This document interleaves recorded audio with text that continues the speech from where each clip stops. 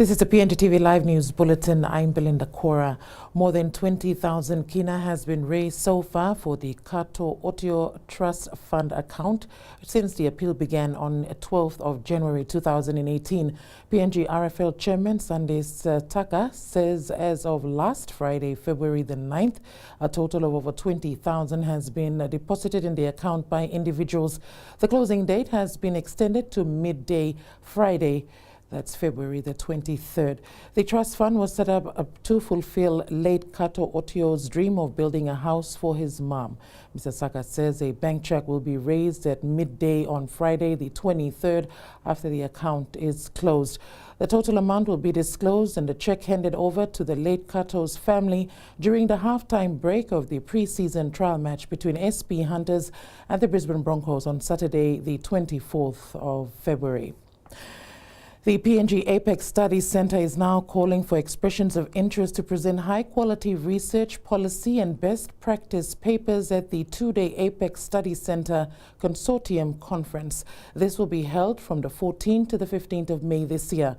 The National Research Institute, as the host for the conference, will ensure it is a research-focused and would support the overall objective of the APEC 2018 meet here in the country. Florida Gulaseni with this update. With the overall APEC team harnessing inclusive opportunities and embracing the digital future, PNG APEC Secretariat Director General Lahui Ako says there are three priority areas that must be the main focus.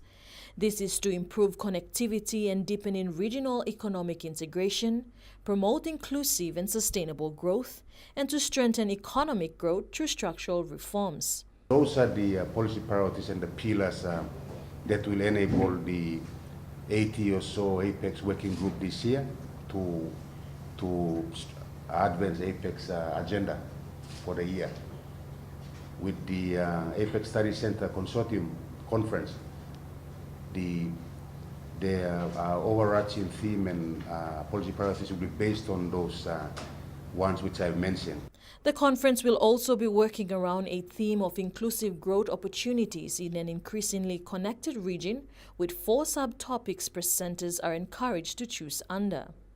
Regional integration and connectivity, the link between these two and how that can lead to better economic outcomes and social outcomes. The other second focus area for the conference is structural reform and competition, the role of competition. Sanida added that within the next few months before the conference, Papua New Guinea National Research Institute will ensure all APEC study centers around the world will be well informed of what is expected at the APEC Study Center Consortium Conference. We have a committee in place here at NRI. So we are going to assess and vet the different papers. So not all papers that we receive will be presented at the conference. We have to go through a process for both quality control purposes, but also numbers purposes. You can't just present everything there. A website was also launched today under the Apex Studies Center, where economists are encouraged to seek information online and register, and those whose papers make it through will be expected to present their abstracts during the Apex Studies Center Consortium Conference. 100 attendees are expected during the conference that will be of great value to the upcoming APEC meet in November this year. Florida Gulaseni, PNGTV Live. In the context of Papua New Guinea, the urban informal sector is described as livelihood activities which include micro-enterprises or tiny livelihood activities like selling, distributing, producing or manufacturing goods and providing services either regularly or occasionally or on a need-to basis. At a recent Indigenous collaboration known as the Dream Paradise 2018 Business and Culture event in Port Moresby over the weekend, SMEs from the border, including PNG, were brought together to showcase their products, some for the very first time. Florida Gulaseni with this update. Janet Russell, Chief Executive Director of a newly established company called the Flame-Based Life Skills Services, says women need to become their own bosses without depending on their husbands. The business that was formed by the wives of firefighters in Papua New Guinea, she is a part of specializes in a number of areas to help women earn a living. Utilizing the women's talents, being mothers, you always, oh, there's something cooking nice at home. How do we commercialize those kind of skills that women have?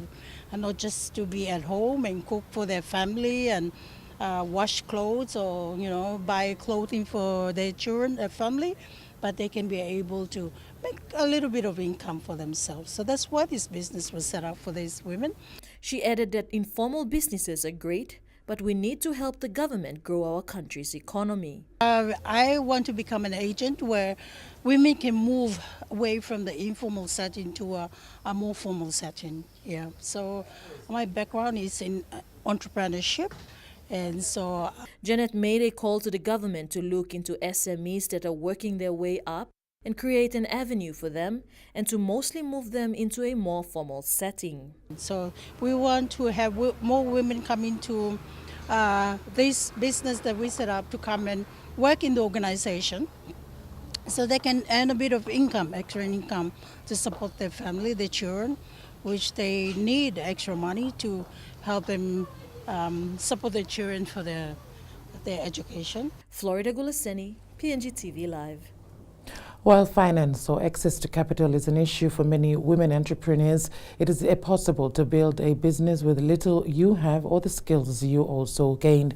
Agatha Gami, founder of Ilarat Tie-Dye and Designs, who was also part of the Indigenous Collaboration Dream Paradise 2018 business culture event in Port Moresby, whose tie-dye business is advancing into the market, is on the lookout to train more women who are interested to run a tie-dye design business. Florida Gulaseni with this update. For the love of collaborating different colors on fabric with creativity, the tie-dye business is one of the best suitable options women especially can choose to start their entrepreneurial journey. Gami, who has been doing it for 10 years, says how her business had grown and she would like to help train other women who are interested in the business. To encourage all the women that I do run program for the tie-dye, and I want everyone and all the women to know how to do the tie-dye in this country, because the tie-dye, I think it's been here in the country, but it went off. So I'd like to revive the tie-dye in Papua New Guinea. Having the chance to be part of the event, the Indigenous Collaboration Dream Paradise 2018 business culture gave many women, including Gami, the chance to network and also showcase most of their products. I talked to a couple of women that will exchange ideas and to market the product and to get the fabric from where they are, from Jayapura, because it cost me to get the product all the way from Bali. With the APEC meet around the corner, Gami also saw this as an opportunity to open doors for many women in business and called on the government to look into such to help empower women and include women in such events. Yeah, I hope and I want the government to support the women for this APEC, like some of us, because this is where we market our product.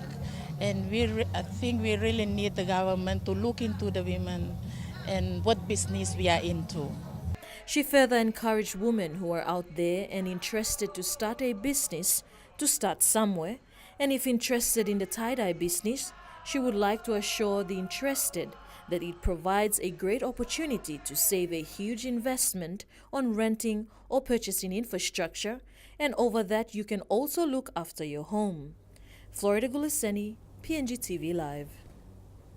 Lands Minister Justin Kachinko has today informed this newsroom that 5 SABL files out of the 60 missing from last week have been located. The minister did not mention exactly where these files were found, but will give a proper brief by tomorrow. The SABLs were found to have been illegally established 3 years ago, but they have continued to operate despite an outcry from landowner groups and community organizations.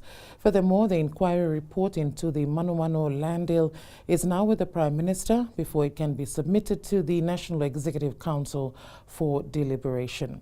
You're watching PNGTV Live News Bulletin. More after these messages.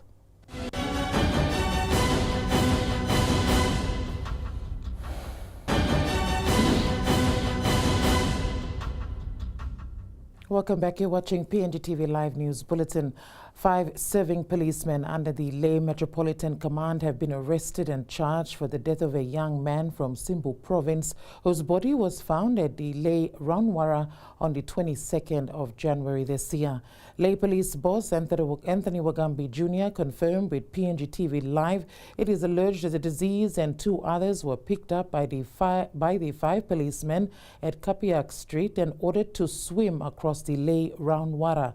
The others made it, however, the disease did not make it to the other side and is believed to have drowned.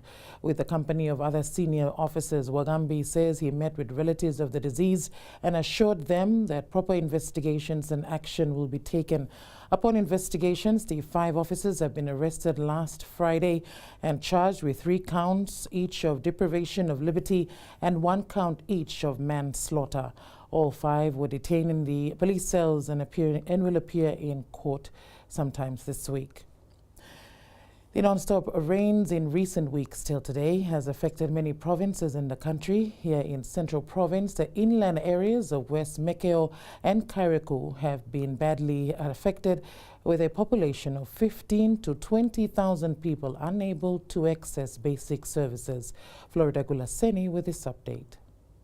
Deputy Chairman of the Kairuku Emergency Response Team, John Apini, says the situation on the ground of these affected areas is still disturbing and hard to accept. The situation on the ground, as described by him, sees all roads deteriorated and inaccessible, gardens destroyed, houses destroyed, and the fear of waterborne diseases on the rise. So yeah, it's pretty much of an urgent, though. The water conditions in terms of the flood has actually subsided, but that we're looking at the next, the aftermath of it, which might go just about 6 and even more year to bring the people's life to normalcy again. Seeing the need to help the people of these flood-affected areas, the Kairuku Emergency Response Team was endorsed by the Central Province Government to make an appeal. It is very heartfelt result in this case, where we had a lot of support coming out from not the people from our side, the Central Province, but we've seen people coming very much on the highlands part of our region, and then the NGI part of the region as well. And most of these people have come and given us the support, and we take this opportunity to extend our heartfelt thank you to the people in Momase, NGI, and Highlands for giving us the support for our people suffering after these water disasters. Apini added that the appeal is only accepting support in kind only. This is an urgent call, basically because there is already a need now that a relief supply should be now going in, and we're hoping that we can get something in this week. Apparently, based on the supplies that comes in, we will make a decision as to when we should make the supplies in. The team were at the Gordons area in the last 4 days and will now relocate to Vision City to continue their appeal for support from the 12th to the 18th of this month from 9 a.m. to 8 p.m. For more information, the team can be consulted on their Facebook page known as the Kairuku Emergency Response Team. Florida Gulaseni, PNGTV Live. And the PNG Council of Churches and the National Information Communication Technology Authority have successfully organized a meeting of over 50 church leaders in Mount Hagen regarding SIM card registration.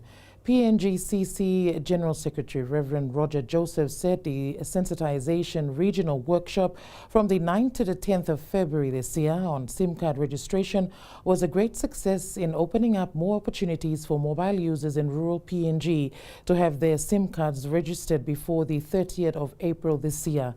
Reverend Joseph added that the church network is the best network that can partner with the government and private sector because the church has a very powerful network and linkages in the rural areas, and in case of SIM card registration, And in the case of SIM card registration, the church network can reach many more people than the government and the private sector. He further said that the heads of churches will delegate the responsibility at the regional workshops for registrations to take place each Sunday after service and during youth and women, and including men's fellowship activities in the respective provinces. You're watching PNGTV Live News Bulletin. More after these messages.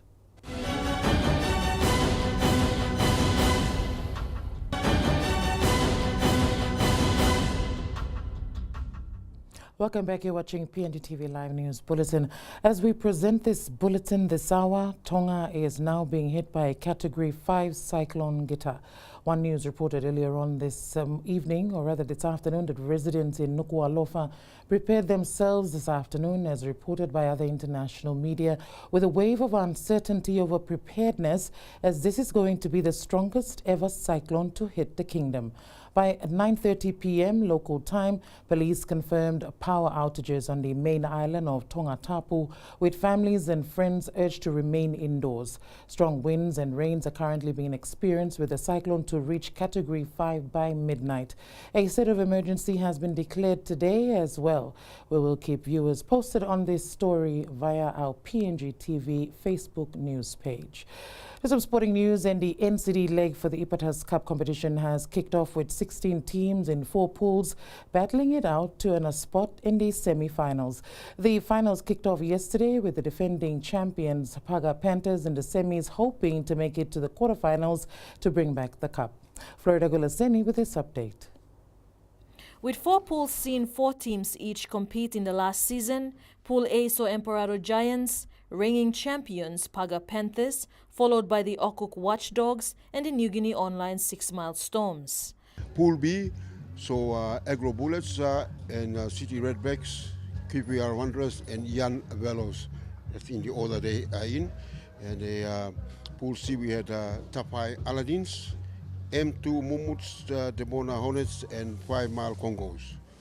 And in Pool D we had D8 Mosquitoes on top, followed by North Peel Hammers, GH Neutral, Garden Hill Neutral, and Iralai Waigani at the bottom. Match committee David Silovo says the 16 teams that made it through saw the top 3 teams in each pool qualified for the semi-finals.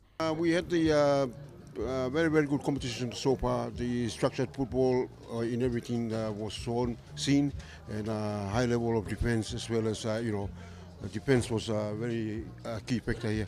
And the teams played very well throughout the tournament. The semi-finals saw Paga Panthers go up against the SH Newtel, Okuk Watchdogs saw North Build Hammers, City Redbacks went up against the 5 Mile Congos, and the QPR Wanderers saw the M2 Mumuts yesterday at the Connie Tigers Oval in Waigani. The winners of the semi-finals will now go up against the 4 undefeated teams in the quarter-finals in the coming weekend. Florida Gulaseni, PNGTV Live.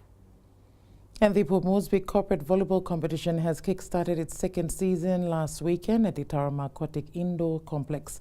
A total of 25 teams have registered to participate, with a number expected to increase by last week due to this week's turnout. Florida Gulaseni with this update. The Port Moresby Corporate Volleyball Competition has been a success in its first season, seeing that it is a competition that brings many corporate companies together. Henry Iker, Vice President of the competition, says it's not only a competition that brings companies together, but to network and also build relationships through sports and to exercise healthy living. The big things that we are working towards to the competition is to get as much teams into the competition as possible, but the main issue that we are campaigning for is to promote healthy living, especially to the management and those co-workers they have. So it's about sports, exercise and healthy living. The competition has 15 male teams and 14 women teams registered to participate in the next 15 weekends of the competition. Okay, we're looking at 15 rounds. That will include the grand finals on the 15th round. So the round robin will go as far as the 13th round. 14th and 15th is the grand finals. We're just going for one round for the time being. We'd like to ICA further made an appeal for other interested companies to feel free to join in the competition and called on interested publics to drop by at the Tarama Aquatic Indoor Complex to watch and support the teams. Yeah, just would like to appeal to the management of other companies that are involved here. They can come around to the indoor. It's a conducive place for them.